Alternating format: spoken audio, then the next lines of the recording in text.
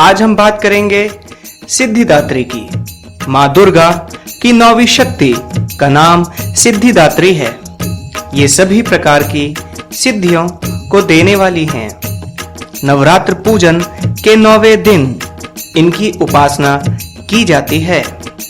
इस दिन शास्त्रीय विधि विधान और पूर्ण निष्ठा के साथ साधना करने वाले साधक को सभी सिद्धियों की प्राप्ति हो जाती है। सृष्टि में कुछ भी उसके लिए अगम्य नहीं रह जाता है। ब्रह्मांड पर पूर्ण विजय प्राप्त करने की सामर्थ्य उसमें आ जाती है।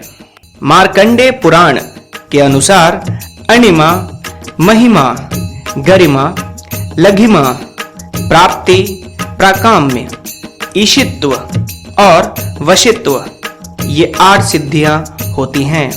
ब्रह्म वैवर्त पुराण के श्री कृष्ण जन्मखंड में यह संख्या 18 बताई गई हैं। मां सिद्धिदात्री भक्तों और साधकों को ये सभी सिद्धियां प्रदान करने में समर्थ हैं। देवी पुराण के अनुसार भगवान शिव ने इनकी कृपा से ही इन सिद्धियों को प्राप्त किया था। इनकी अनुकंपा से ही भगवान शिव का आधा शरीर देवी का हुआ था। इसी कारण वे लोक में अर्धनारीश्वर नाम से प्रसिद्ध हुए। मां सिद्धिदात्री 4 भुजाओं वाली हैं। इनका वाहन सिंह है। ये कमल पुष्प पर भी आसीन होती हैं। इनकी दाहिनी तरफ के नीचे वाले हाथ में कमल पुष्प है। प्रत्येक मनुष्य का यह कर्तव्य है कि वह मां सिद्धिदात्री की कृपा प्राप्त करने का निरंतर प्रयत्न करे, उनकी आराधना की ओर अग्रसर हो। इनकी कृपा से अनंत दुख रूप संसार से निर्लिप्त रहकर सारे सुखों का भोग करता हुआ वह मोक्ष को प्राप्त कर सकता है। नव दुर्गाओं में मां सिद्धिदात्री अंतिम है। अन्य 8 दुर्गाओं की पूजा उपासना शास्त्रीय विधि विधान के अनुसार करते हुए भक्त दुर्गा पूजा के 9वें दिन इनकी उपासना में प्रवृत्त होते हैं। इन सिद्धिदात्री मां की उपासना पूर्ण कर लेने के बाद भक्तों और साधकों की लौकिक, पारलौकिक सभी प्रकार की कामनाओं की पूर्ति हो जाती है। सिद्धिदात्री मां के कृपा पात्र भक्त के भीतर कोई ऐसी कामना शेष बचती ही नहीं है जिसे वह पूर्ण करना चाहे। वह सभी सांसारिक इच्छाओं, आवश्यकताओं और स्पृहाओं से ऊपर उठकर मानसिक रूप से मां भगवती के दिव्य लोकों में विचरण करता हुआ उनके कृपा रस पीयूष का निरंतर पान करता हुआ विषय भोग शून्य हो जाता है। मां भगवती का परम सानिध्य ही उसका सर्वस्व हो जाता है। इस परम पद को पाने के बाद उसे अन्य किसी भी वस्तु की आवश्यकता नहीं रह जाती।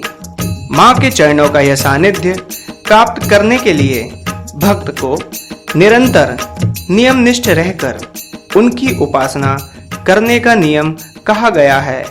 ऐसा माना गया है कि मां भगवती का स्मरण, ध्यान, पूजन हमें इस संसार की असारता का बोध कराते हुए वास्तविक परम शांतिदायक अमृत पद की ओर ले जाने वाला है। विश्वास किया जाता है कि इनकी आराधना से भक्त को अणिमा, लघिमा, प्राप्ति, प्राकाम्य, महिमा, ईशित्व, सर्व कामावसायता, दूरश्रवण, पर कामा प्रवेश, वाक सिद्ध, अमृत भावना सिद्धि आदि समस्त सिद्धियों, नवनिधियों की प्राप्ति होती है। ऐसा कहा गया है कि यदि कोई इतना कठिन तप न कर सके तो अपनी शक्ति अनुसार जप, तप, पूजा अर्चना कर मां की कृपा का पात्र बन सकता है। मां की आराधना के लिए इस श्लोक का प्रयोग होता है।